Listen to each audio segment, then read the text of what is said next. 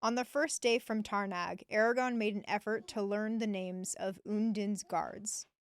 Book 2, Eldest, Chapter 17, Down the Rushing Mirwash, and Chapter 18, Drifting.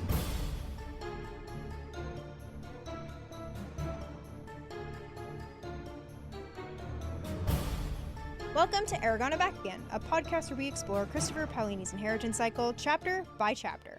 I'm Lucy Hart. And I'm Darien Smart. And there was stuff in this chapter I didn't like. Oh no, I wonder what it could be. Oh no. It's a good chapter, but I'm just Listen, we're back at it. We're getting closer. Gonna see the elves. Real excited about that. Yeah, I am excited to see elves. The audience doesn't see me. I rolled my eyes. Bigly. But before we get into that, yes. Lucy. Yes. Do you have a spark of inspiration? I do. Do you now? I do, yes. Recently, we've been, me and my D&D group have been picking up back on games. Nice. Which has been really fun to do. And it's also, like, encouraged me. It's, like, made a spark of, like, just diving into characters again. And I made a character. I don't even know if I can play her correctly, so I might tweak her a little bit. But I wanted her to be, like, she's this, like, young healer. I just like character creation. Hold on, I'll preface. I really love character creation. It's bad, but I prefaced where I made this, what are they called? Freaking healers. What are they? What? Clerics. There we go. I don't know why that took me. It took me a second to realize I was like, wait, clerics, yes. I made it. She's a cleric. You have a tattoo associated with a cleric on your chest. I know. And I literally just finished listening to Taz. I don't know what's wrong with me. No, but she's a cleric. I made a cleric. And she's like basically like Angus MacDonald. I don't know how else to say that. Yeah. Like boy detective. She's like really smart. She's like 8. I was going to have her like 18, 19, 20, somewhere like really young, but super smart. Like in our world, she would be somebody who's like already got like a bachelor's in college by like 20 kind of smarts. Hey, that's that bad? That's not. I feel like that's less a level of smarts and more a level of I was taking some college classes when I was in high school. I mean, that's fair. If she had a master's or a doctorate by 20, that's when you're fair. Like, you... Okay, yeah, that's more of the lean kind of where I want her to be. She's very intelligent. She's just a very intelligent person. And I am not. So I'm not saying I'm dumb, but I'm not that smart. So I'm like, I don't know how to play this character maybe. But she's just what I was really excited about is like where she gets her powers from is we already have like a cleric who does like the life and death thing. So she gets like her powers from like the life goddess. And I wanted my cleric to basically get it from knowledge.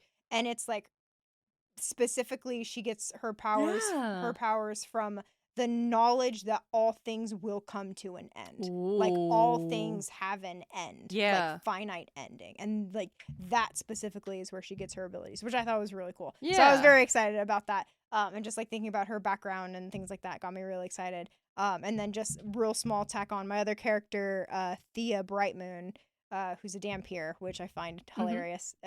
Her last name's corny, but I'm like, I don't care. No, it's perfect. I want to like take her and put her into my novel. Yay! And just like have this like side gig with her. So it's just like it's inspired me to try to like build characters and like background and just like get back into writing because I only wrote 61 words last night, but hey, I wrote 61 words last night. Hey, you wrote 61 words last night. Good job. So I was very excited about that. That's awesome, Liz. Well done. Yes. How about you? Do you have any Spocks? Yes, I do. I did just a thrift store run for funsies, looking at... Well, okay. So when I go to thrift stores, I look for teacups. I will just go through the shoes, see if there's any good shoes. I will peruse. Gotta look for shoes. If I'm looking for costume pieces, I'll poke around for something like that. And then I always swing by the book section for any of the Discworld books, Terry Pratchett. Very rarely do those end up at a thrift shop. You are mostly going to find those at a used bookstore specifically. Yeah. But I did find I Shall Wear Midnight at the Deseret bookstore. Oh, cool. Or thrift shop down the way. So, like, that's why I always look, even if I'm like, probably not, but we're still going to check. Yep. because I got 41 of these bad boys to find. So we're Yes. on it. And also, I will comb through the kids' picture books Yeah. to try to find presents for my nieces and nephews. Yes. And I found one that I was delighted by. Ooh. I've never seen this book before. Found it, so it's not like, because I picked up like Danny and the Dinosaur, Yeah. or there's a monster at the end of this book. Like Yeah. ones I'm like, oh, I know that's a good kid's book. Yeah. This one just caught my eye. And it is by Tara Lazar, illustrated by James Burk. Ooh. And it is about a little boy who keeps going to the Monstore to buy monsters Oh my gosh. to try to scare his little sister. Not in a mean way, but in a home security way. Because Oh, she okay. keeps coming into his room and bothering him. So he keeps getting monsters to try to scare her out of his room. And then they become best friends. The Aw, sister and the monsters. the monsters? Oh, that's And so then funny. he tries to take, they're just like having tea parties and playing. And now they're scaring him. Yeah. And he like tries to take the monsters back to the store, but there's no refunds, no exchanges, no exceptions. So he just gets more and more and more. And now all the monsters and his sister are being so loud, and they're throwing a party in his room. So he goes to the basement.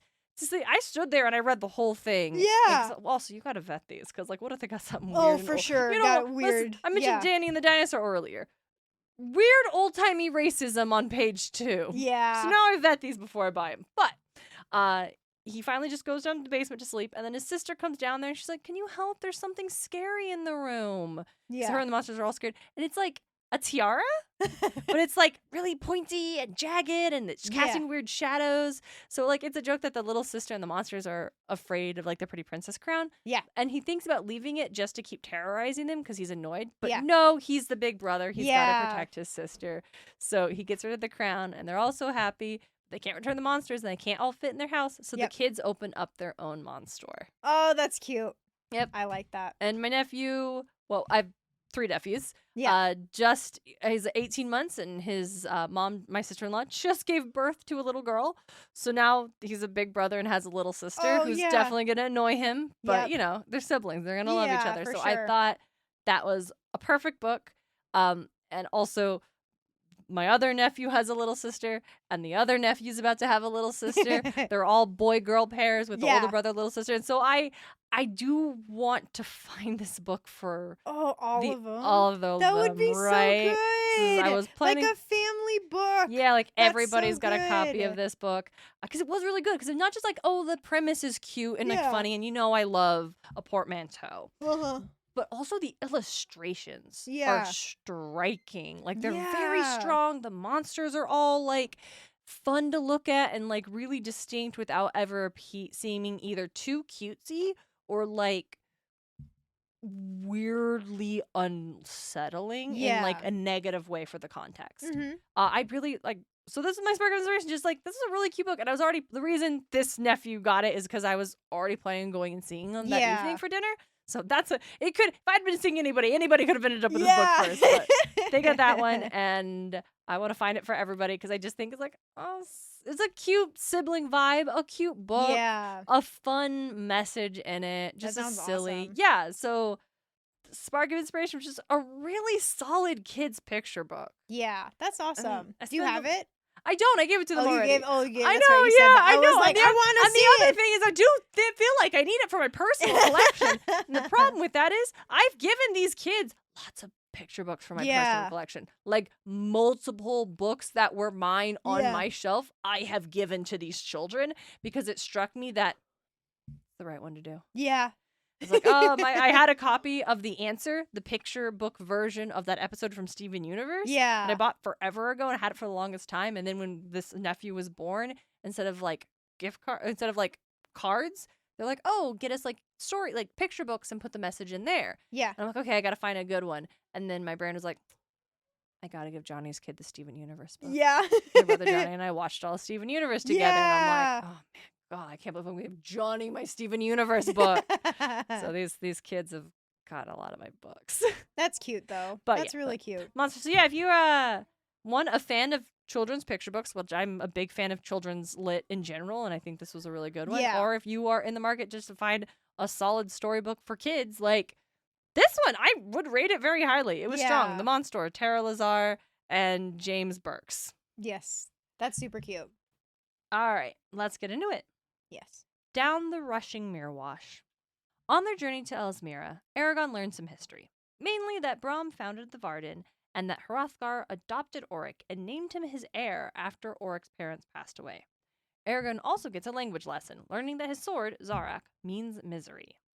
After some brief aerial combat with the trio of awful creatures, Eragon scries Roran and later has a dream vision of an unknown battle.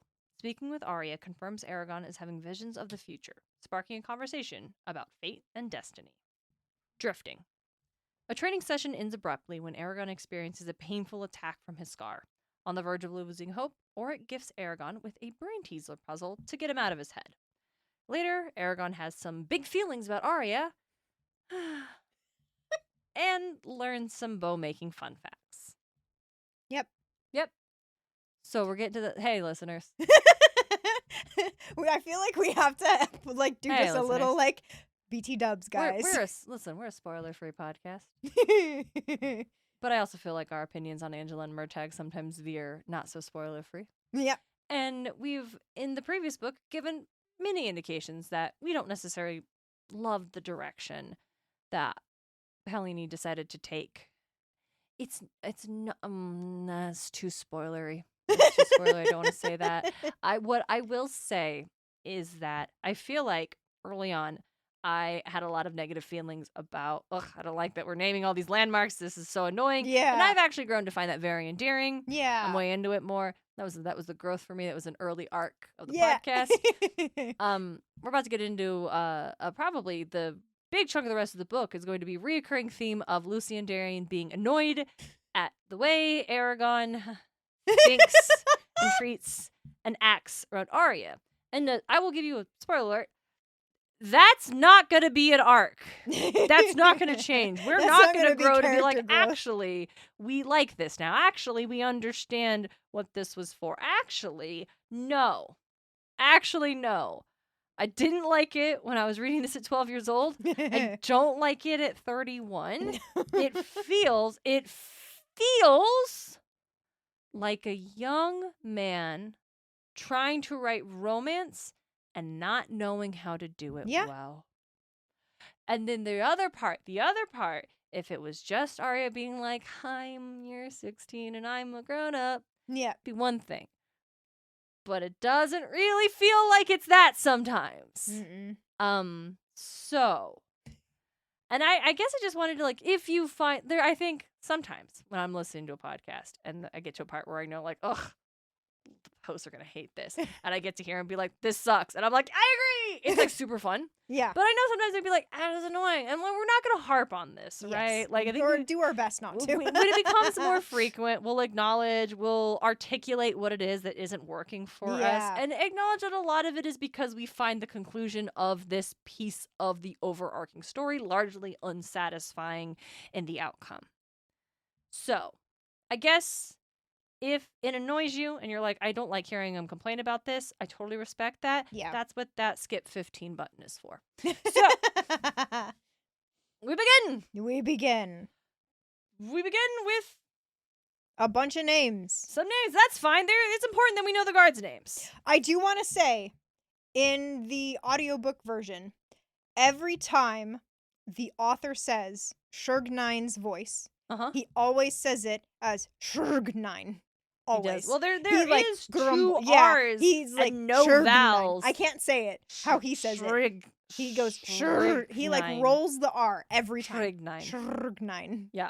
And I'm like, There's, that could be it. no but I'm vowels. like, it always caught me so off guard every time he did it. It is fascinating. They have a cabin in the center. They're like on a barge. They're on like a cruise barge, basically. Yeah, pretty much. It's it's a pretty good boat.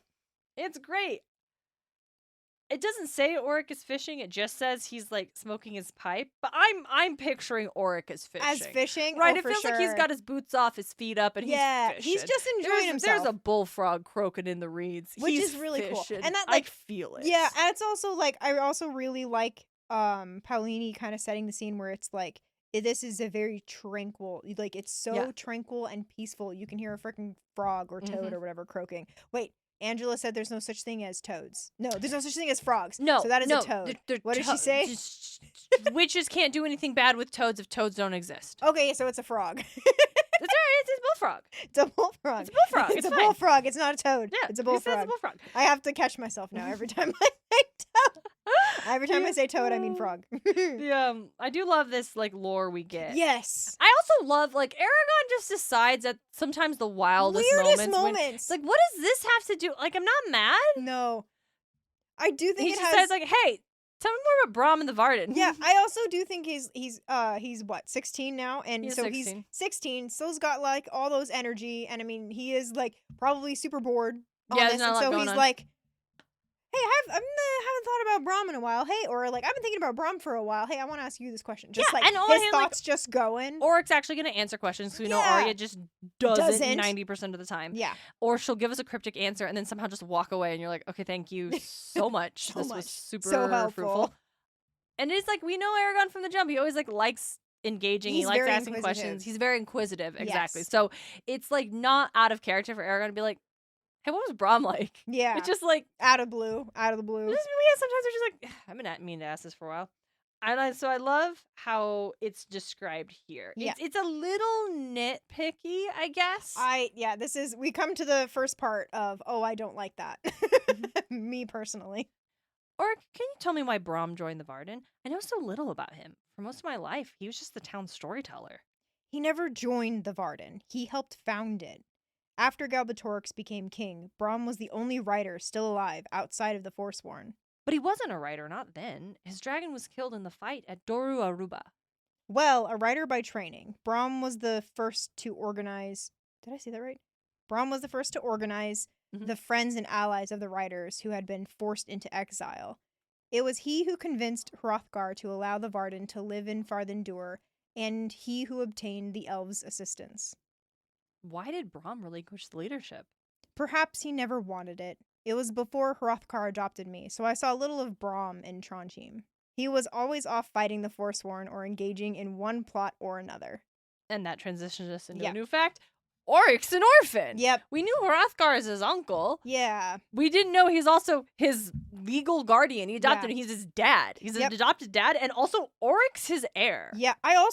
This is like I feel like we skipped. Did we know that? Because we just really. And that was like for me. I'm like, I don't think I ever really thought about it until this moment. Yeah. Where it's like he says Hrothgar's his uncle. Yeah. But they don't really mention his parents, and I don't really think about it. Right, he's the uncle. Yeah, cool. Yeah. People have families. That's awesome. The king, the dwarven king is your uncle. So this is the first time we find out that he was an orphan, and then Hrothgar took him in. Yeah, so. and it's like, okay, and that he is Hrothgar's heir. Mm-hmm. Eragon does not dwell, he does think about how, like, because he talks about how, like, Oryx talks about how Hrothgar was really welcoming to do that because Hrothgar had no children of his own.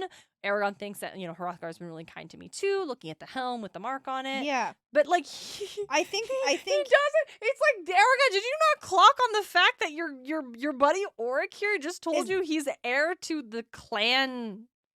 Like imagine dwarven kings aren't like there's a lot of clans. Told him he was a prince. Yeah, he had told you he's the prince. At the very least, he's the next leader of the dwarven clan you are a part of. Yeah. And I really feel like, hey, Eragon, what does that mean? Yeah. What does it mean that Oryx is Hrothgar's heir? Well, is he the next king? Is he the next leader of the clan? Like, what does that mean for your buddy? Yeah. Don't think about that then. It's fine. Whatever. Mm-hmm. Hey, speaking of Arya actually, before we get to that, Lucy, is there another thing that happens immediately after that you don't love? Well, there was I just want to touch base when he says Brom was the only rider and Eragon's, but he wasn't a rider. Yes. His dragon died. That was just so weird. Dude, that is so I don't weird. like that. I was like, wouldn't technically Brom still be considered a rider because he didn't have with Eragon, Brom did not have powers until he bonded with this dragon. Mm-hmm. Now he has magic powers. His dragon is gone, and that left a deep, deep scar on Brom's heart.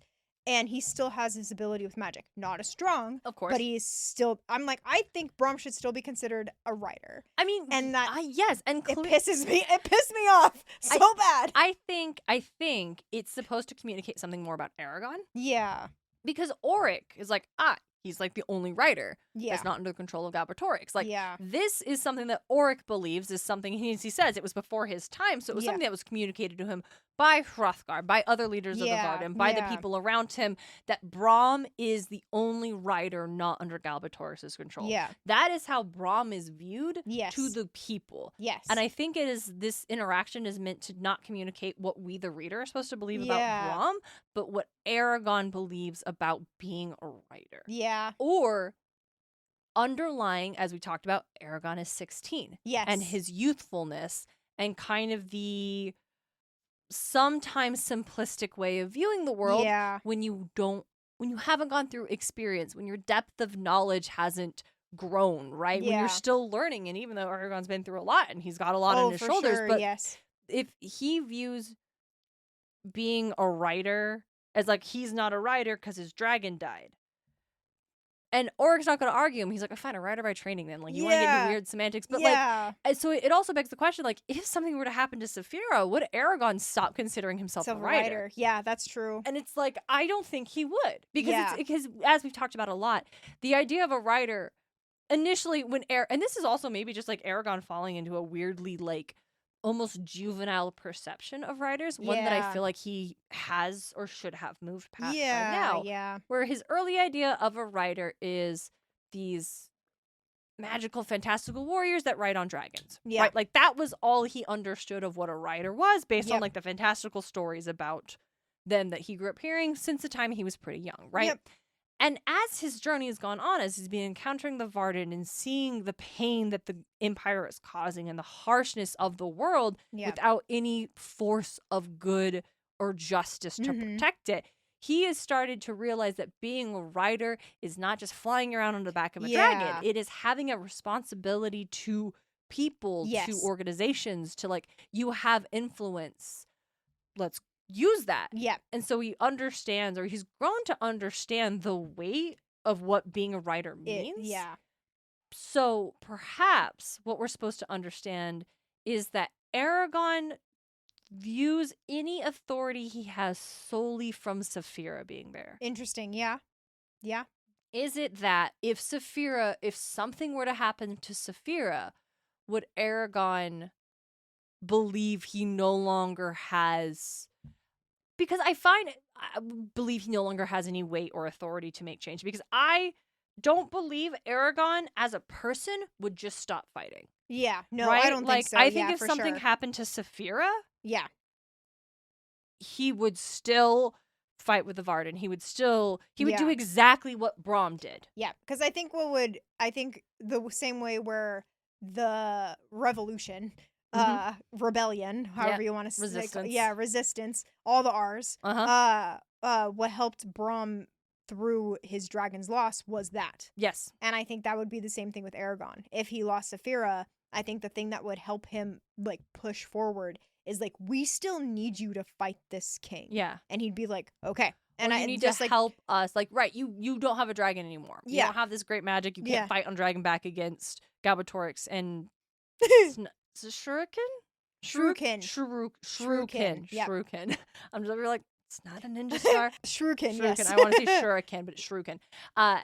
He would not be able to do that, right? Yeah. He's no longer this like big power piece that Yes. they're counting on in war. Yep. But he is still like, if they're like, I don't know, a symbol, he still like would want to be a part of it, right? Yeah. Like, but then he wouldn't have that authority anymore. He wouldn't have like people wouldn't count on him the Yeah. same way he does with Yep. Saphira, right? So maybe Eragon, I think it's not meant to communicate what Eragon believes about Brom, but I think what Eragon believes about himself, how he sees yeah, himself. or Yeah. what his role That's- would be without Saphira. Yeah, that's true. That's very, very true. Then the other thing, Because he's wrong. Because to be clear, Yes. I also think Eragon is wrong in the statement that Brom was no longer a writer. He Yeah. is, and I think Eragon would also, if Saphira was gone, recognize like, I'm still a writer. That I could still be a have that change moment in responsibility. Like him, you yeah. cannot take that away from me. Like she is gone. You don't.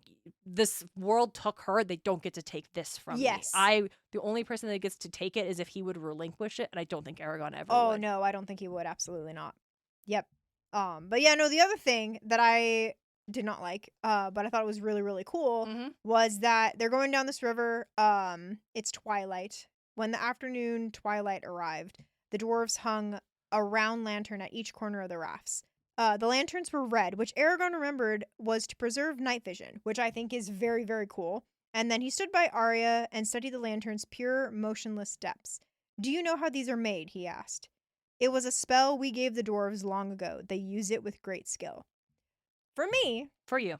reading, or I guess listening to this again, I was like, oh sweet, we get to learn about like how the dwarves, like, I don't know, like mined something, or like forged something, or like had their own kind of deep well magic, like long ago, like the dwarves like centuries ago had magic and they created these and they just know how to recreate it and they don't know how to like make it. No, it's the elves gave it to them, and I got so mad. And that's so weird because again, the dwarves are an indigenous race to Allegasia. Yes. And they've been mining for a long time. Yeah. But I think beforehand you pointed out, like, I think this you described it as like the dwarves have no magic. Yeah, for me that's how I interpret it, is like, oh, the dwarves do not have magic. They have to be given magic by the elves in order to have it. I think you're right, because I'm looking back on everything we spent a lot of time in Dwarven Company. Yeah. They don't talk about doing any magic. They're very, very skilled. They're very skilled with their hands. Yes, they're crafts. Which could be seen as a type of magic, but not magic in the way that this world portrays it. So it's like they don't have magic. What they have has to be given to them. I just got really annoyed by that. And that is a good point, because like, what is it meant to communicate or serve? Like, why isn't this an invention of the dwarves? Yeah. Why isn't this something that why isn't this a magical spell? Why isn't this a deep down in the ground gas that they put with certain crystals? Like, why isn't this something the dwarves made? Why did it have to come from the elves? And as you say, Lucy, it feels like it just contributes to all magic in this world stems from the elves. And aren't elves so great? And aren't elves great? Even the dwarves. And it's just Paulini, just his love for elves is just shining through, and I'm annoyed. Shining through like a red lantern to preserve night vision. It is. And it is also like, I like Arya's statement here where she's like, do you know? But also she doesn't answer the question. She never does. She never does. Hey, do you know how these are made? It was a spell we gave the dwarves long ago. They use it with great skill. Which, like, I like her being like, it does feel very Arya, where she's like, oh, it's magic. That it's a spell the elves created. Dwarves are really good at using it though. Like, and she does, I feel like, give the dwarves credit. Like, she gives those around her credit and acknowledgement of their skills. She is not like passive or dismissive or anything like that. Or I think she just is answering the question, which is, it's a magic spell. The elves created it. The dwarves use it with great skill. Yep. Like, I don't think there's anything factually wrong with the way Arya delivers this information, but it is worth interrogating, like, why this is the source of... I actually just thought, like, I think what would have made me less angry, it was a spell we gave the dwarves long ago. They've perfected it since then. Yes, that's exactly it. Like, it's fine that they got magic with someone else, but, like, if the dwarves had made it better in some way, it would just communicate, I don't know. Just because the elves have magic doesn't mean that they're inherently the best at it. Yes. Like, if the dwarves, like, but that's not it, because that is, we're supposed to understand. Yeah. And Eragon also then asks, like, oh, hey, can you teach me more magic while we travel? No. It's not literally what she says. It's not my place. A teacher is waiting for you. How long are we're traveling? Like, why not? Yep. Well, because customs, I'm sure. It's like a requirement. You're not allowed. I don't know. All of it, I don't know. Teach him language. Yep. Teach him more about just like ancient... how to speak. Because it's like the elves speak strictly. Yes, we do know that. We do know that? Yes. So then it's like, shouldn't Eragon know a little more words? Yeah, going into this. Yeah, like you don't have to teach him spells. Just like maybe like, hey, this is like base like. Do you speak English? Do you speak common? Like, I don't know. Like, it is so odd. Yeah, that she's just like, no, hard stop. But it feels like, I don't know, Arya's weird. Yeah, Arya's always weird. It's hard to figure out like what her deal is. Her whole thing is like, she's just very passive aggressive. And not like, she's not cruel about it sometimes.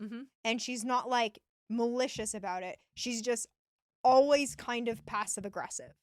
Just always low key, like off the shoulder, like I'm not doing that. Yeah. Like, yeah. And I think maybe that bugs me. But I have I a do thing feel about like- passive aggressiveness. No, but she does keep everyone at arm's length. Yes, right? for sure. And I think that's reasonable. Like, Yeah. I don't know. She doesn't It seem does to be make tight sense. with anybody.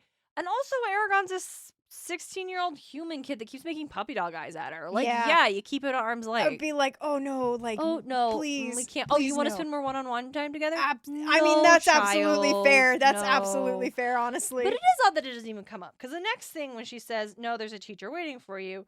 Hey, what does the name of my sword mean? And he's like, misery is your sword. And so it was until you wielded it. And this is another thing that I have beef with. He has such a drama king moment. There's our Eragon. Yeah. Eragon stared with aversion at Zarok. The more he learned about his weapon, the more malevolent it seemed, as if the blade could cause misfortune of its own free will. Not only did Morzan kill riders with it, but Zarok's very name is evil. If Braum had not given it to him, and if not for the fact that Zarok never dulled and could not be broken, Eragon would have thrown it into the river at that very moment. I just want to preface, misery is not evil. Yeah, weird, misery right? misery itself is not inherently evil. Yeah. That was like, I'm like, this chapter started off real bad for me because I'm like, oh, didn't like that. It was like 3 strikes. A lot I'm of like, choices. y'all, like, A lot of I'm alright. choices. Okay, I'm not a big fan of this chapter on like the first open book pages. Okay, first no, 2 it's only been, like, pages. 3 pages. I'm like, actually. Because I'm like, no, and I've like, I just had beef with that. I had beef.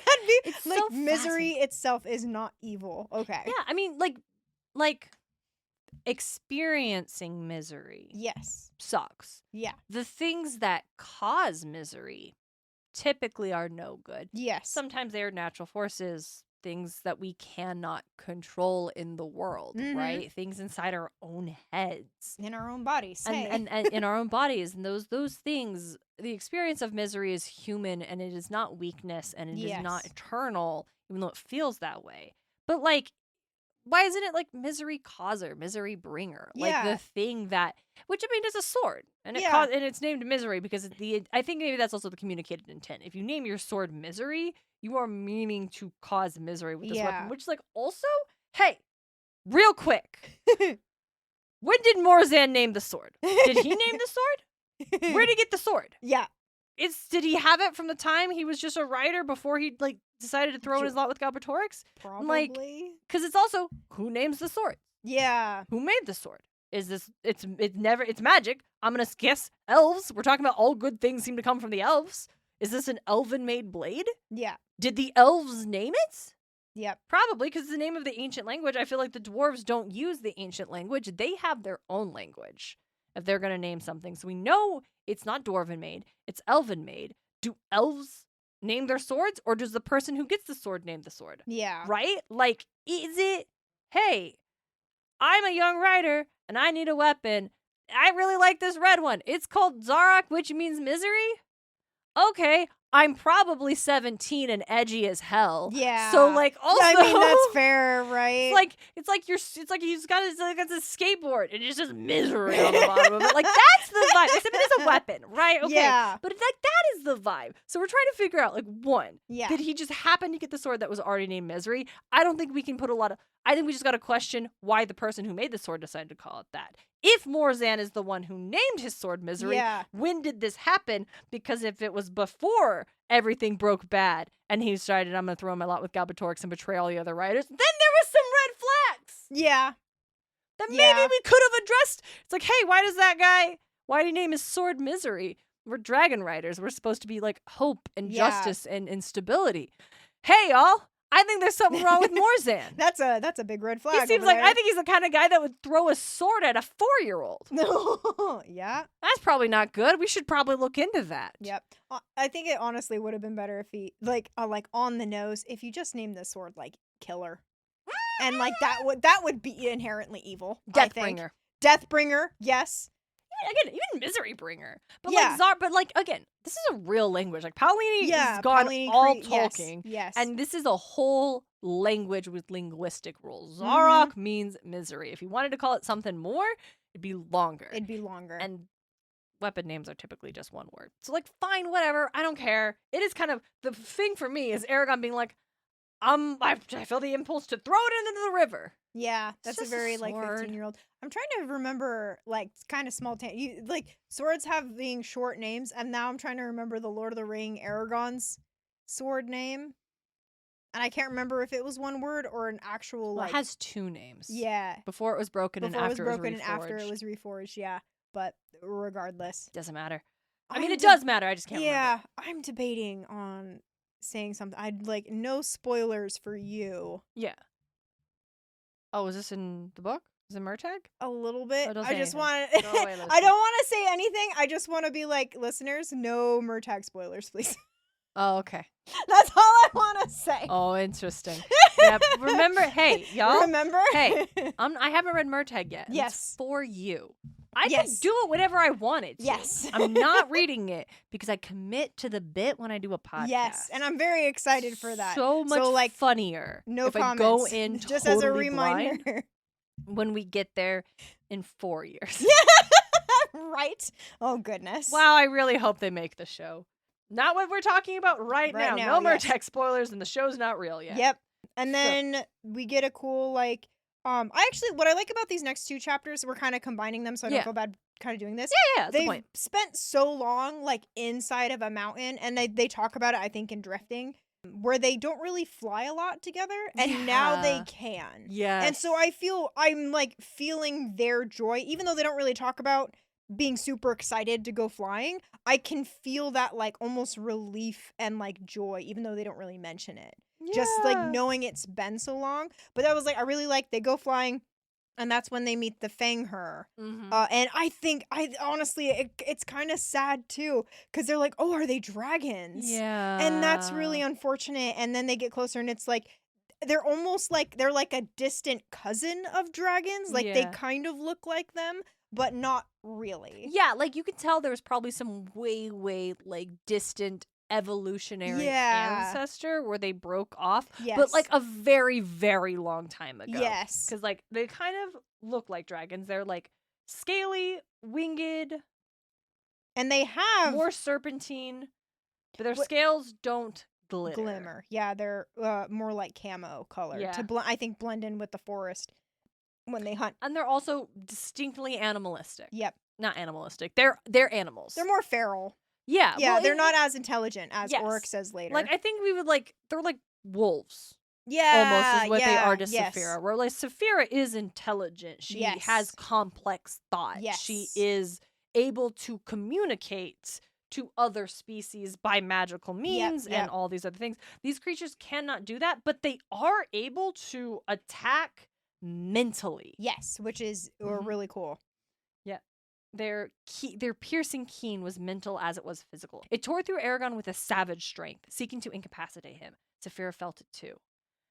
And then, like, they do have, like, claws, because it does say they attack with razor tongues. So I'm picturing, like, almost like Chinese dragons a little bit. More like lizard, like, Western dragon faces, and then with wings. Yeah, because they described they're more snake-like, more serpentine. Yeah, but they do have claws, so. Yeah.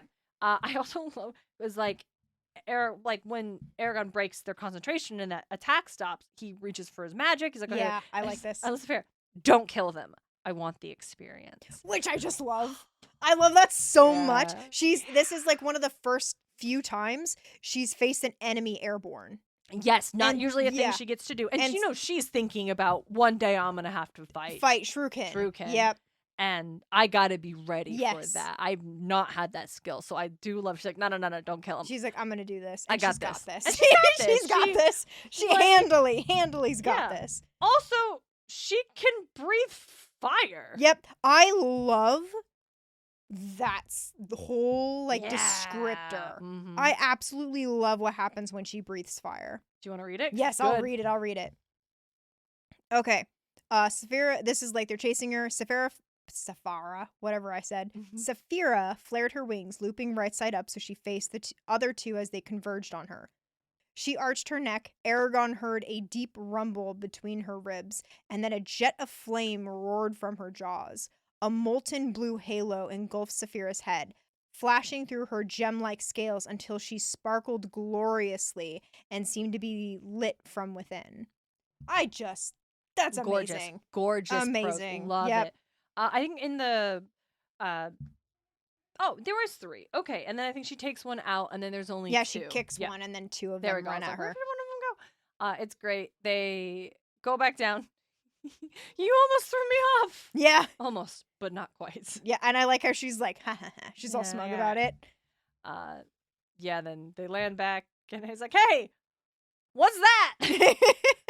The Fangher. They're not as intelligent as dragons, and they can't breathe fire, but they are still formidable foes. Yep. It's how they hunt. They use their minds to immobilize their prey while they kill it. It's a good idea. Maybe I'll try it next time I go hunting. I know, that was, and then, yeah, Saphira's like, I'll try it when I'm hunting, and Eragon's like, it could be good in a fight, too, and I'm like, yeah, it could be. Yeah. Holy cow, it could be. And then Arya says a weird thing. Well, kind of. Yeah. She's just like, she's glad they didn't kill it, because Fangher, I don't even know. I think that's how you say that, are rare enough that those 3 would have been sorely missed. And then I'm like, well, that says you, Arya. And then, yeah, one of the dwarves is like, they still managed to eat enough of our herds. I'm like, yeah, I don't know if they would be otherworldly mess. And also, I'm like, what do they add to the world that they'd be missed? Ecosystems are complicated. Yeah, I mean, that's also fair. That's also fair. I shouldn't bash too much. If you get rid of wolves, then you got, I mean, the higher you are on an ecos, like the pyramid, right? Yeah. The less of an impact things tend to have because they're not a cornerstone species. But like when wolves are removed from an environment, that leaves prey herds to grow exponentially, which can then turn into damage to the local ecosystem because the herds are overgrazing in the area. Overpopulated. So, and then there's overpopulation, and then, So, I mean, probably, I guess what she's saying is these are probably endangered species. Yeah. Very uncommon. So it makes sense. And sure, why not? Yeah. That was fun. All right, you didn't kill him. Good, probably. Yep. But I also be like, they eat enough of our herds. Like, the dwarves have to live there. I also, he's like, hey, like, Thor was like, hey, please don't, fly in the mountains anymore. Stuff will keep you unharmed without you and thine dragon fighting wind vipers. I love that. And it's like, yeah, that's fair. All right, fine. You gotta do your That's job. fair. He's like, hey, man. He's like, please, just a favor to us. Hey, can you not? Please. We're supposed to protect you. Please don't do that. It's very good. It's very good.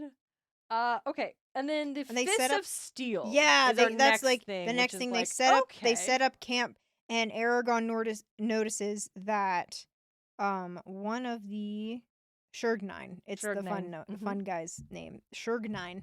They noticed like Eragon noticed that a polished steel stud, perhaps a quarter of an inch long, protruded from each of the dwarves' knuckles except for on his thumbs, which is wild. They're literally like brass fists, knuckles. Yeah, like the brass fists knuckles. Of steel. Yep. They literally like they can screw out. Yeah, but it's like they're almost like dental implants. Yes. Yeah, where it's literally like drilled into his knuckles. Yep. And then he can put the actual studs in. Yep.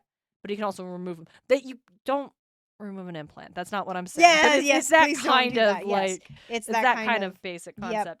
Yep. Because he does say, it's like, oh, the hole is drilled. Yeah, drilled through the joints. A metal socket is embedded into each hole. Magic is used to seal it in place, and when the warrior has fully recovered, various sized spikes can be threaded into the sockets. Okay, so magic is used. And he talks about being a healer. They're probably not going to the elves. I don't think they trust a human to do this. That does indicate dwarves can do magic. Okay, yes. Okay, perfect. There's no reason the elves needed to have made those lanterns. Yeah. Anyway. So even if he talks about how Eragon's like, that sounds pretty cool, actually. It's like, it's a pretty dangerous operation. Very few dwarves actually get them because you could easily lose your hands. Also, apparently, dwarven bones are thicker than humans. It probably wouldn't work for a human. Yeah, which I'm like, that's fair. And also very interesting. Yeah, I like that. Paolini's done a lot of like thoughtful... We tease about Lord of the Rings. Yes. And we will continue to tease about Lord of the Rings. But he does deeply think about the what makes each of these races distinct from one another. Yep. And the idea that dwarves have thicker bones that are so much tougher they could endure your knuckle bones, which are very like you got to be able to move those. They got to be kind of flexible and stuff like that. they could endure this kind of surgery. Even then, acknowledging that like it's not everyone gets it. It's still dangerous. It's still dangerous for sure. I find that fascinating. Hey, speaking of it being like Lord of the Rings. Oh yes, I don't know what else. Oh, I skipped the scrying. My bad. I was just like, oh, that transition into the we do get an interesting where Eragon feels homesick, and then he scries Roran, and out of all everything that we have experienced, and I've actually like I was actually thinking about this too, is like a lot of the time in or just in this book, we go from a very high stakes, and I might have said this before, we go from a very high stakes situation to a very low stakes situation, where it's really interesting because Rowan, so much is happening, it feels so fast. Yeah. And then we hit Eragon travels on this river for like a week. Yeah. Eragon and Rowan are having very different days. Yes, for sure. But which then, also, speaking of, when you're like, oh, high stakes, all these things that happen to Rowan, but as you said, they happen really quickly. Yes. Most of his time is spent just like doing day-to-day stuff. Yep. So the odds that Eragon will scry at a time when he's fighting the Razak and forcing the village, like, those are very brief moments in time compared on like, we just happen to be checking in during those times. Yes, for sure. But he's just, he's sitting in a chair, staring at the wall, grappling with some difficult problem. Yep. And this Eragon also realizes that he recognized Horse House because he can see Rowan's background, which meant he sees that place before, so he knows what that is. So then he realizes, oh, he must have given up his job in Theron's Ford. Yeah, his dad died and his farm burned to the ground and his cousin ran off. It's like, what do you think he did, bud? Like, I don't know, man. And then, he's like, watch. He's like, okay, but he knows Roran's safe, and that brings him comfort, even if he's like, okay, seems a little bit distressed, but he's okay. He's okay, yeah. Oh, Eragon. Oh, Eragon. Poor Eragon. And then he goes to sleep. And then he has a really interesting dream. Yeah. Which? It's just a battlefield. Yes. It's like very drama. It's a lot of drama. Like, because he basically dreams he's in a battlefield. He's looking down on a person, a man sprawled in the clotted mud with a dented helm and bloody mail, his face concealed behind an upthrown arm. And then this part is like so drama. An armored hand entered Eragon's view. The gauntlet was so near it blotted out half the world with polished steel. Like an oh god, I don't know if I can say that word in my current brain state. Like an inexorable? Yeah, I think you got it. Machine. The thumb, and I just like, if you just hold out your hand, you can do this. The thumb and last three fingers curled into a fist, leaving the trunk of the index finger to point at the downed man with all the authority of fate itself. Oh, you're right. That is high drama. And I was like, it's so dramatic. It's very just specifically curled. Describing it as it curled into a fist, leaving the trunk of the index finger. He just, it's like, whoa. Couldn't describe it. Just drew back his fingers into a point. Yep. Yeah, pretty, it's like super. There's a lot of weight here. A lot of weight. That was weird. Yeah, and what I like is Eragon can remember it. Yes. Like, a lot of the time, like, I feel like it's very cliche where you dream about this, like, really important thing, and then you wake up, and then you can't remember it The at character all. can't remember, And I'm like, no, I actually really like that Eragon remembers it so vividly throughout the whole day, which I like. Also, we get, like, Eragon wakes up in the middle of the chapter. Eragon and I'm very happy about that. He talks to Saphira about it. He's like, I don't know, this is weird. Like, last time I had this, or she says that last time you were having these visions, it proved to be true. Do you think there's a battle somewhere? Yep. Like, I'm not sure. That's weird. Okay, swing over to my Lord of the Rings jab. Yep. We get 3 verses of the orcs. Oh, God. Wow, I did it this time. And I wasn't even close to right. Of the dwarves chanting. Yep.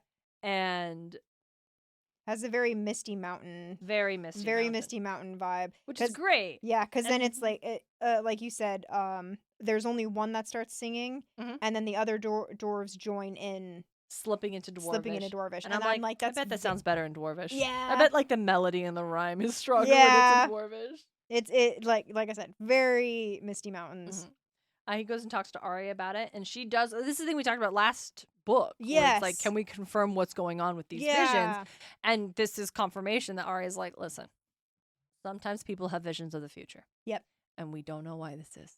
but it's And more it's really common. weird. I like how she does say it's more common in magic users. Yes, which makes a lot of sense. Yeah. It's like, now why? And the how? Yeah, we don't know. And I appreciate that. I appreciate that Yeah. in the world of magic, there are still things they don't understand. Even in our world of like science and stuff, we still don't understand exactly why magnetism and gravity work. Yeah. Or what they are, or how they work. We just know that they do. Yep. And so I do appreciate this.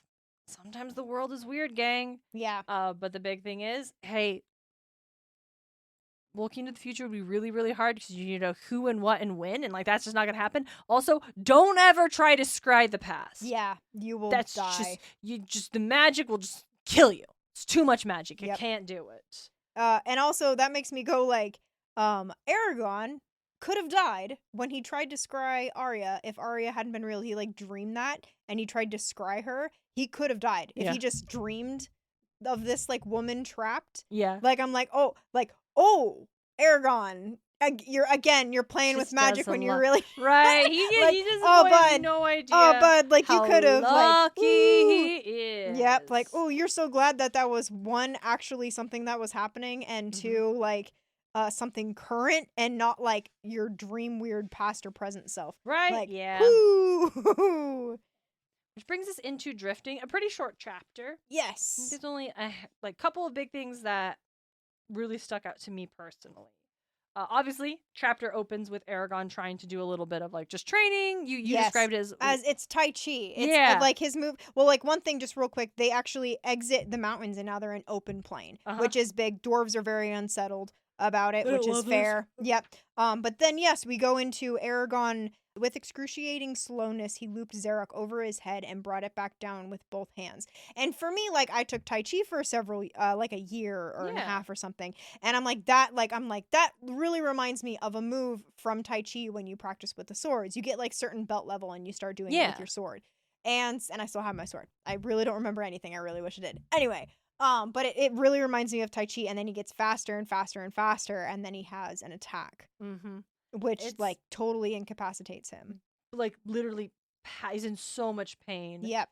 He can't. He like hears Arya and the dwarves running to him, but he can't make out what they're saying, and he literally passes out. Yep. He wakes up later on, and Saphira says, like, you slept a little at the end. I tried to draw you from your body into my mind and into mine and shield you from the pain, but I could do little with you unconscious. Like, it means he was still suffering even after he passed out. Yep. It's brutal. Yep. And it's like, I think this is the first time anyone else has been around to see how bad it is. Yep. And Eragon has these like valid questions, like, how am I supposed to fight or use magic? Like, how am I going to train? But he also has this line where he describes himself, I am a broken vessel. And there is some okay, here's where I'm at. I have to acknowledge, I don't know all of Christopher Paolini's life. Yes. I don't know if he's had to deal with a physical disability or chronic pain throughout the course of his life. That's not information I have, right? Yep. And with that said, it does make me realize that this narrative coming from a place of personal experience, I think changes a little bit of the way I would engage with it. Yeah. Because I don't think that it is wrong for an author who hasn't had this specific kind of life experience to like have this in the narrative, because it is kind of what Eragon is dealing with. It's a very real thing that people deal with. Yes. This you have this big responsibility, you have these big expectations placed upon you and large aspirations for yourself. Yes. And suddenly find yourself physically, your body has like betrayed you, basically. You feel like you can't do those things anymore. Yeah. Despite everyone else, like Eragon has essentially all of the resources in the world. Yes. At this point in time. And it's devastating and it's a bummer. There is like describing someone who is dealing with chronic pain or this kind of physical disability as a broken vessel, that comes with some like icky connotations. Yeah. There are still very real experiences individuals have where those feelings are not necessarily not untrue, but what I'm saying is not that they're right to feel that way, but like not like this is an unreal like experience folks have where they feel this way. Yes. I like Arya's response where she's like, you can sit and watch, you can listen, you can read, and you can learn. Yes. I don't like this. Yeah. Despite her words, he heard a hitch of uncertainty, even fear in her voice. But I also don't think that's unfair. Yes. Arya, who's spent years in lifetime Yeah. ferrying Saphira's egg, Yep. Eragon is this hope. They need him Yep. to fight and kill Gabatorgs. This is Yeah. the thing we need. Like, this is not. We all understand that this is the end game, Yeah, right? Like, we yeah. get it. Like, that's what they want. We're That's like, what are I you think. gonna go to Yes, battle? Where's Gabatorgs that is gonna the be? ultimate goal. He is going to train. He's the only one who has a shot. Yes. Because And this that's- is not, Yeah. we're just going to take over. You got to kill the evil Mad Yeah, King with like, the that's magic and the the whole dragon. purpose of all of this is he needs to go train to go kill the evil king. Yeah, That there is is his no end goal. way to, you can't just put this, we're not going to fire Lord Ozai this guy and take away his magic and put him in jail, right? Yeah. He's not like a real world political dictator that you can just depose Yeah. and imprison. Like, no matter what Naswada does, no matter what the Varden does, someone has to kill this guy. Yeah. And yeah. Eragon's the only one with the shots. Yes, he's the only one with a chance to do right it. now, it is like if he learns and he watches and he grows and he becomes very knowledgeable, and he becomes like very magically powerful. If his body is still not going to allow him to do this physical thing that needs to Yeah. get done, like I don't think it's unfair. Like I don't think any of this is incorrect or unfair or disingenuous as a narrative. Yes. I think the thing I wanted to note it and kind of put a pin in it is to, as we watch how it plays out, I feel like Mhm. is going to shape our overall, I think, opinions of this particular narrative. Yes, yes. We also get kind of a heartthrob moment where Yeah. Eragon is, I wonder if Murtag's scar ever pained him like mine does. Yes. And it was like he never got a chance to actually talk to Murtag about it. And Mhm. Murtag, like Eragon, and I was mentioning this a little before we started recording too, where Eragon's in this like really dark place, like just mentally right now. Mhm. And Murtag could have been the person to Mhm. offer a little brightness in this moment, where he's like I also was scarred, but like we sparred, and I'm like one of the best fighters you've told me that Yeah. you've ever faced. You Like, got this. I believe in kind you. of. Yeah. I mean, it's different. I Yeah. don't think Murtag's did, given the fact that his is like, as I said earlier, I got a sword through on him, but it's not it is a magic sword, but it's not like a magic sword, right? It's not like a coarse. I mean, it can never dull, it can never break. Yeah. That makes it a magic sword, but Yeah. it's not like a magic sword. Yeah. You know what I mean? Was Durza's sword magical? Well, Durza was a shade. Yeah. That's the difference. I think it is. Like this Yeah. was like a cursed soul attack. Oh, whereas okay, no, I see what you're meaning. Like I think the Whereas- legions of spirits that were like Yeah. possessing Durza like rushed into Yeah, Eragon in I that can thing and yeah, like 'cause did I like can- psychic damage. Yeah, that's the whereas Murtag's was strictly physical. Yeah. This is like nerve, like Like I think this is deeper. neurotic. He's Yeah. taking necrotic damage. Necrotic, yes. He took He's- like 24 points of necrotic damage. Yeah, there's Okay. he's got to. Oh my god, And I've he's been cursed. I've been playing Tears of the Kingdom a lot lately. He's got to go find some shrines and get some spirit real, orbs yeah. to get the So maliciousness out of him. Anyway, but even if Murtag's scar didn't cause this same level of like physical chronic pain, I think Yeah. that's like thought of like being able to have a friend who like gets it. yeah, And it said he doesn't have that. He talks about being afraid because nothing I do will prevent another attack. I don't know when or where it'll happen, but I know that it's inevitable. So I wait, and every moment I fear that if I lift something too heavy or stretch the wrong way, the pain will return. My own body has become the enemy. yep, And again, I like the. I feel like this is coming from a very real place. Like yes, real people in the world don't have a scar curse from fighting a shade. yeah, But this chronic pain, this never knowing when your body is going to suddenly like fall out of your control. yep, Like I think is very real. And Saphira is coming back being like, I don't have an answer, but life is pain and pleasure is the price you must pay for the hours you enjoy too much. Yes. Now he's mad. Now he's Yep. grumpy. And Dwarf is He's like, are you grumpy. better now, Shade Slayer? Like they're really like, they're concerned. "Hey, are you okay? Yeah, and I he's like I'm fine. yeah, I like how it kind of describes as like they're in a bit of awe Mm-hmm. by what they seen, and I don't think they mean like whoa, but they mean like oh damn, Yeah, kind of Because thing. He says like you bear a heavy burden, Shade Yeah. Slayer, which again they call him Shade Slayer. Yeah. They know this is from killing yes, Durza, yes, putting an end to this great evil and Yeah. the cost of it that Yep. demanded of Eragon, and they are like they're trying to acknowledge and pay respect to that. Yes. And he like is a dick. He's mad and he storms Yeah. off, and Oric comes and is like, you can't treat your men Yeah, that way. you can't do that. Yeah. Yeah. And I do like Oric has some really solid advice. Mhm. Because Eragon doesn't get it. He's like, what? And he goes, sorry, I said that weird. Thorv and his men were sent to protect you in Saphira. They will die for you if need be, and trust. They will die for you if need be, and trust their sacred burial to you. You should remember that. And then Eragon, and this is great growth on Eragon, because before he would have done that sharp retort, he bites back, but then he goes, "You're right. I let my temper get away from me." And Oric kind of like sympathizes. He goes, "It's a lesson that every commander must learn. I had it beaten into me by Hrothgar after I threw my boot at a dwarf who left his halberd where someone could step on it. Did you hit him? I broke his nose." So it's just this like kind of camaraderie. Like Oric's like, "I get it, but you shouldn't." You shouldn't. He's like, I get it, but like he says, it's a lesson we all have to learn. I have also had to learn it. And then I love this next part where he gives them like a brain teaser, like this little ring puzzle. It's like, listen, if you can get them all to form a single ring.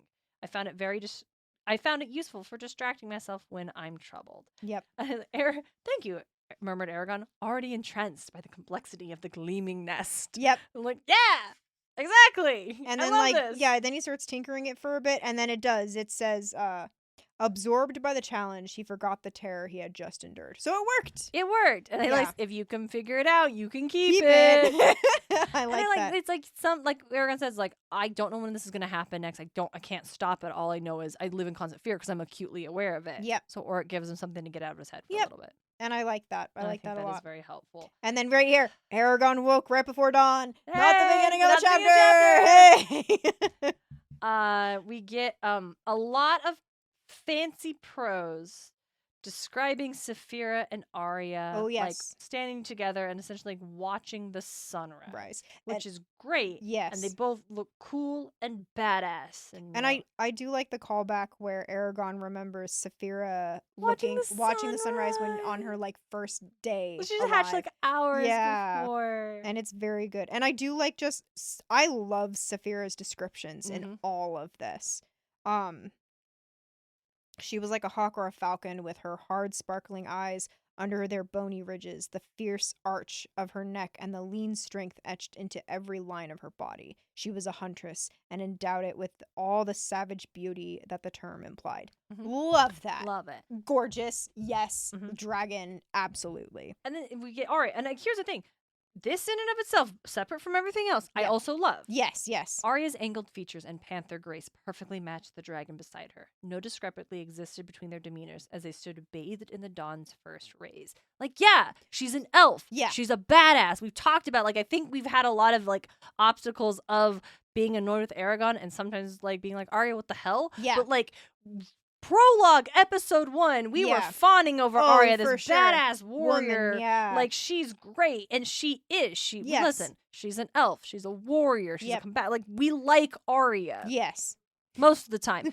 And so getting this cool comparison of her and the dragon, and they're like so unique in the world and so like complementary to each other as hunters and like fierce predators. Like, that's great. Yeah. Then and then tingle of awe and joy shuddered along Eragon's spine. Okay, actually this is great. Yes. This is where he belonged as a writer. Of all the things in Allegasia, he had been lucky enough to be joined with this. The wonder of it brought tears to his eyes and a smile of wild exultation that dispelled all doubts and fears in a surge of pure emotion. Yeah. Yes. Like, there's a dragon, there's an elf. These are your friends. Like, you belong in this magnificent, powerful world. What I also... And then... Sorry, real quick. I just want to also mention what I absolutely love, because I think it would have been very easy for Eragon to feel maybe a little self-conscious here, because they talk about being Saphira and Arya being a perfect match. Yes. Being elf and dragon. And Eragon isn't like, oh no, I'm not. Especially with his like chronic injury. Yeah, and so he's like feeling separate or maybe sour that like maybe he's like, oh, Saphira like picked me, but she should have picked an elf because they're just so perfectly matched. You're right. There's not like, any of this weird jealousy. Yeah, there's not any of that. But instead he's like, he feels odd to the point of he's crying with And joy joy. that he's joined with this. This He is his belongs world. in this. Yeah. And I'm like, I love that. I Yeah. just wanted to point that out, like, despite No, like you're the- right. Because especially it comes after Yeah. his like extreme fears Yeah. and self doubts about his own ability and Yeah. his place in all of this and Yep. the expectation put upon him to be joyful and reminded that he belongs here. Yep. And I is yes, good super love structure. that. Super love that. But then what follows? Arya looked at him. Eragon met her gaze, and something lurched within him. He flushed without knowing why, feeling a sudden connection with her, a sense that she understood him better than anyone other than Saphira. His reaction confused him, for no one had affected him in that manner before. But does she feel the same way about you? You know, it doesn't matter. All right. That's my big thing. I'm like, No, is it's fine. she feeling this as I well? don't Does know. she see that and go, What oh is no? The sense that she understood him better than anyone. I mean, I feel like Rowan would have been somebody who understood him better than Murtagh. anyone. Or Auric. Or Braum. Or Braum. Anyone you actually have long conversations that don't end Freaking- with them being cryptic and walking away? Yeah, just even You don't like, understand her at all. I also feel like just like I'm like Angela also. Kinda. Like- Yeah. Right. She literally read your future. She literally read your future, my guy. Listen, my thing about it is, this is what I'm saying, where I feel like we have an attempt at a romance written by someone who I think had this idea, but like the execution, especially, this is what it means. He's like, oh, he's really into Arya. Yeah. Like, and we also have the weird like soulmate thing that's like I planted don't around with him even- like scrying her when he didn't even know anything about Yeah. her. We also get like speaking of Angela and future telling, she also talked about like a great love Oh, or there's that something great love. Yeah, Yeah. in his life or something. This like she's like a like that's we've been set up. Like we've been set up to know like this is endgame. Yeah, Right? This like it's grand love. kinda- Aragon and Arya are this grand love story that right. I forgot that we do get to talk about this because Angela told us it was gonna happen. yeah, she Like talks, we can talk yeah. we can merely see this is what we're being set up, and I don't buy it. But yeah, it's again, it's the age gap of it makes me Yeah, deeply it's- uncomfortable. yeah. Like you can keep telling me that he's an adult, he's a man, he's Yeah. 16. Yeah, And he's she's 16. an elf. She's Who knows how old? well over 70. Did she say she's been doing it for 70 years? Yeah, or she's been 80 doing years? this for 70 years. Yeah. And she's probably much older than that. Yeah, we're not so- sure how old she is, but definitely just- older than 70, maybe 100. Like, and I feel like that's the problem I have with it, right? Like, here's the thing. The way Arya's described, the looking at someone and being like, oh my gosh, I feel like they really understand me. Like, it's all there. Like, in another couple, Yeah, in another narrative, yeah, the way these scenes, like seeing her and Saphira together, this I belong here, this Yeah. joy, and then getting this moment of like making eye contact and having this really intense, like, I yeah. feel like we are connected. I know Yes. them. Like, that is all like in a thing where I'm bought into like the ship. Yeah. Oh, gimme. Oh, yes, Yeah. another one. Thank you so much. Yes, What- yes, yes. Like, I will fully acknowledge that this in another situation, yes, Yeah. I'll take. That's delicious. I'll take 46. Yes, like, yes. It's exactly there. I'm just so deeply not bought into the Arya Eragon relationship of it Yeah. that like I find this so irritating because it's like, oh, I see what you want me to do. and Yeah. I don't buy it. Yeah. And that's why I'm like, oh, we're really doing this. We're Yeah. really this It- is just doubling down on all of this like puppy dog bullshit Eragon's been pulling. Yeah, it honestly just feels and continues to feel very one-sided. That's the other thing. And it's that's very why one-sided. I think that's why I'm not buying into it, like just me personally, is because I'm like, Eragon is like very much in his feels, and I'm like, you're allowed to feel whatever you feel, Again, my it's guy. not Like, bad. If yeah. the point was Eragon is just all in his feels, I Yeah. think I'd feel different about it. yeah. And it's I also feel like it does feel like he's projecting these things onto her, where she is very Mhm. clearly That's like exactly distant. it. Exactly. Her Yeah. saying he's like he felt like she understood him better than anyone. He felt that Yes. she understood him. But like why? Yeah. She doesn't. And also feeling a sudden connection with her. It's like, Yes, is you're she exact- feeling that connection That's right. with That's you? what it is. Like, it's one-sided. and it's very and I think that's where I'm coming from, and it's like that's why I don't like a lot of these scenes Mhm. where it's like because it's Eragon what's Trying that? to manufacture It's what is that word? Projecting. projection. It's He's projecting hardcore. And it's like, and I'm also like, he's 16. He's also like, he's like, I love her. Like, It kind of is. he And hasn't it's said like, it, but he's I don't like, know what this he's like, reaction is. and I want her to like me back. And I'm like, that's a very, like, I'm like, I remember when I was 16. That was very much the case. Like, again, I'm not like slamming no, Eragon. no. I'm like a little bit being like, I just don't feel like this was a super successful plot thread. I don't care for it. I'm looking at the map. God, this is long. Like, we got out of the mountains. I'm seeing them on the plains. This is so long. Yeah, this is a really long. So long on the river. Because they go out of the mountains, and then they have to go, like, I don't know what that is. I look at the compass, and it's all in the ancient language, so I don't know. They go right a bunch, and then they meet the connection of the two rivers, and then they go up. Yeah. Last big thing about the chapter, Auric has a bow. Oh, yes. It's a short bow. Like, literally. It's so short. And Eragon's like, that's crazy. How could you make a bow like that? Surely it would break. It's too short. There's not enough flexibility in it. Holy shit.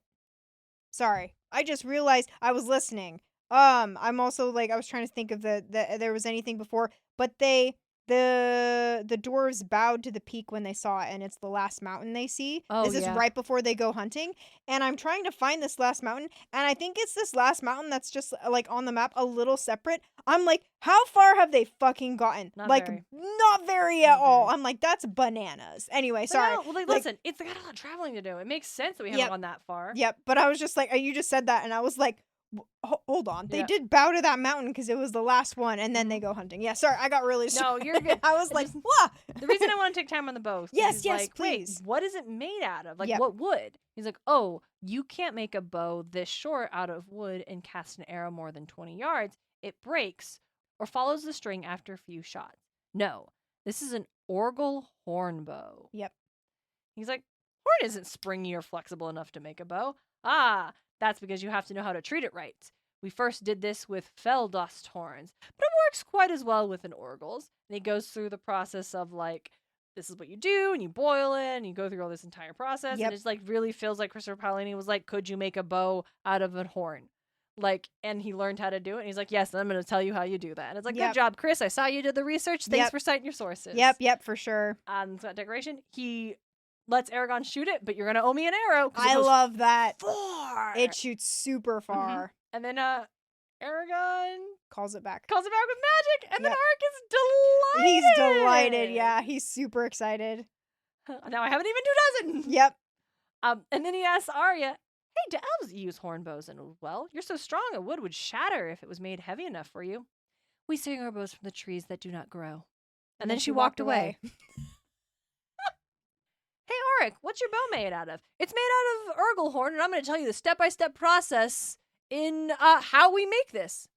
Hey, Arya, what about your bow? Something cryptic. Walk away. But yeah, she understands you better than anyone except Saphira. And then we just get, the chapter ends with them flying Saphira and Eragon. Since they're out of the mountains and away from the Fangher, they're able to fly a lot. Yes. And that's great. That's where it ends. And so it's like, yay. Can we talk about how everyone's super casual about using an Urgle horn for a bow? Yeah. Like, just using a body part of another sentient creature for your bow. Yeah, I would understand it if, like, I guess it would be, like, I would feel more comfortable if, like deer.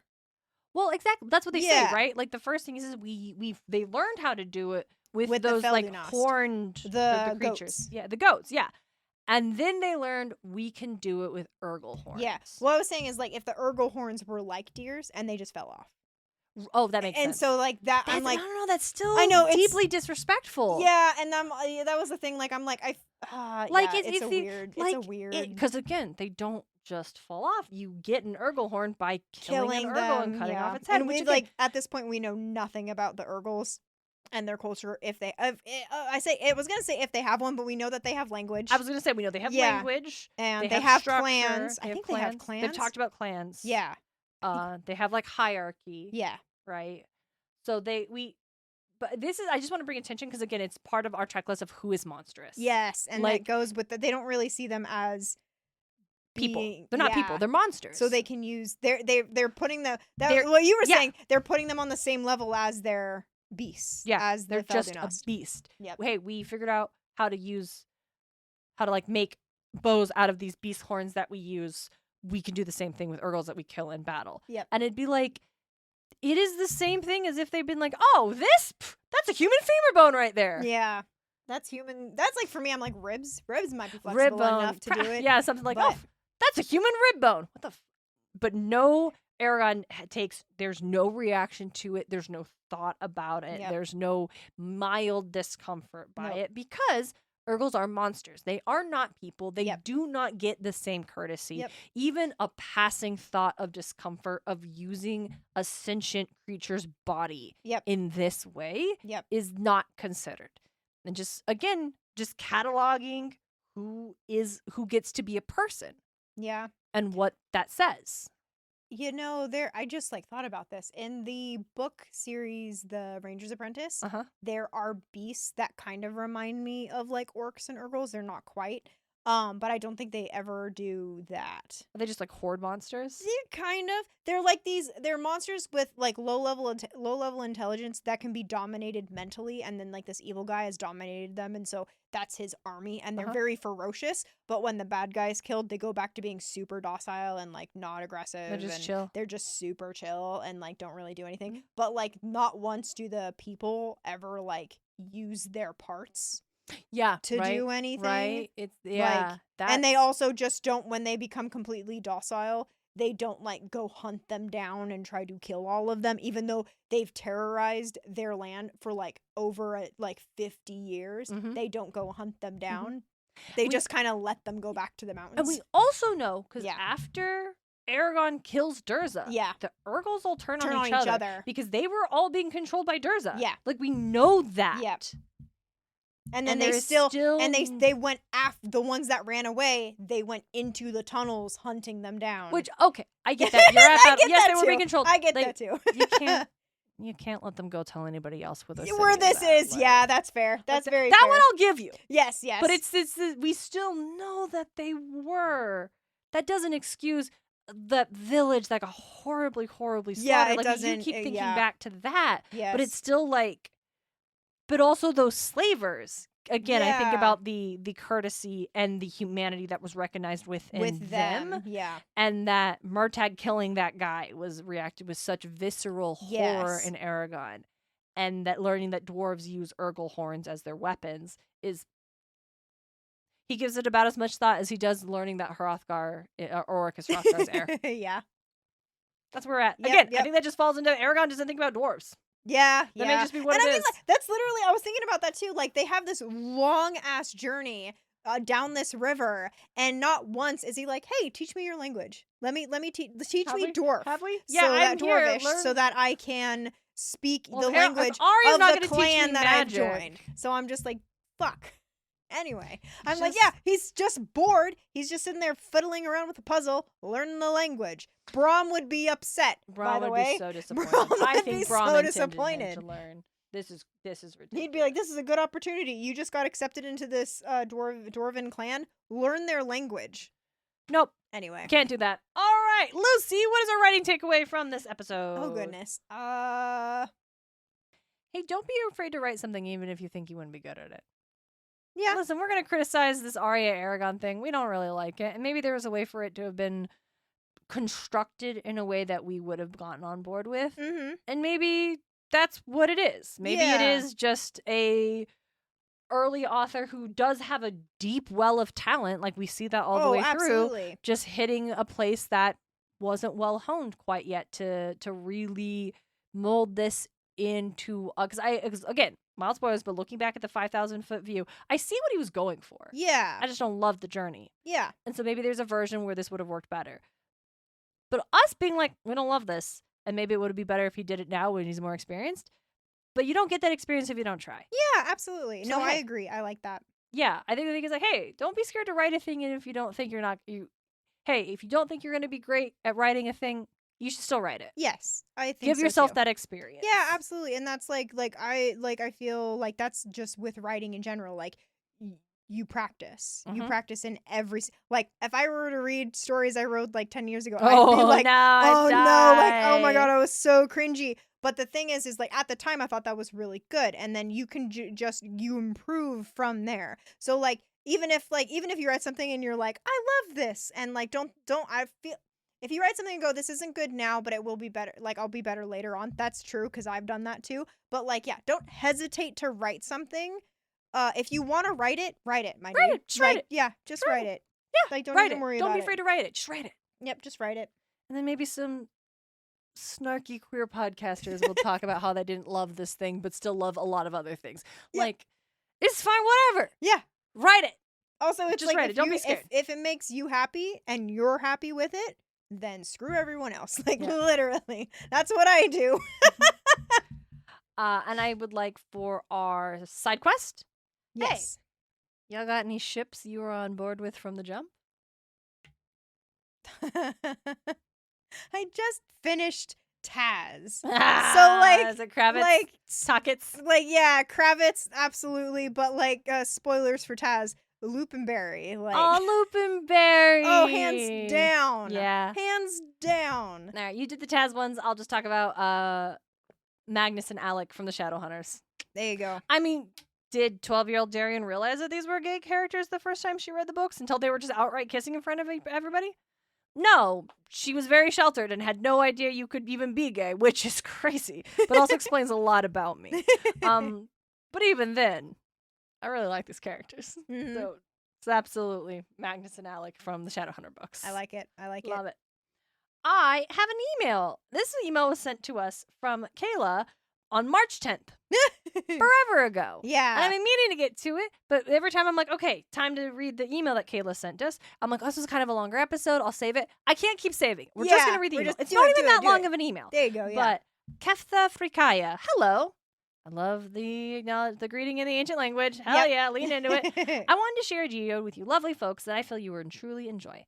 My spark of inspiration then was indeed the inheritance cycle and my own love of music. The geodes are character analysis playlists for the main folks from the series. I take great inspiration from studying characters through music to see all parts of them.